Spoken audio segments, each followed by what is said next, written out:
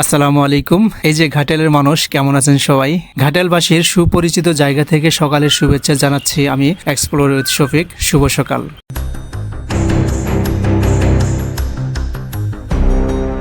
ঘাটালের মানুষ হয়েও যদি এই রাস্তায় না আসেন তাহলে আপনার জীবন অসম্পূর্ণ। জি, আপনার জীবন অসম্পূর্ণ যদি এই রাস্তায় না হাঁটেন সকালে কিংবা রাতে। দুই পাশে সারি সারি করে গাছ, ল্যাম্পপোস্ট, ধানের জমি, ছোট ছোট পুকুর, আরও অদেখা কত কি। এত সুন্দর ও শান্ত প্রকৃতি যে কাউকে মুগ্ধ করবে।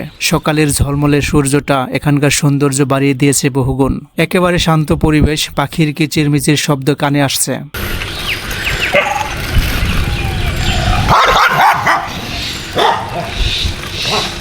রাস্তাটি প্রায় জনশূন্য, এখনো মানুষজন কাজে বের হয়নি। এই রাস্তা দিয়ে আমি বাড়ি যাই। ছোটবেলায় 2 টাকা দিয়ে ক্যান্টনমেন্ট মোড় থেকে টিলাবাজার আসতাম ভ্যানে করে। তখন অটো ছিল না, ভ্যান আর রিক্সায় চলতো বেশি। আরেকটি কথা বলে রাখি, ছোটবেলায় আমিও আমার বন্ধু মিলে এই রাস্তায় বেয়ারিং গাড়ি চালাতাম। রাস্তার পাশে বিভিন্ন ধরনের সাইনবোর্ড দেওয়া আছে, যেখানে রাস্তায় চলাচলের জন্য গুরুত্বপূর্ণ দিক নির্দেশনা রয়েছে।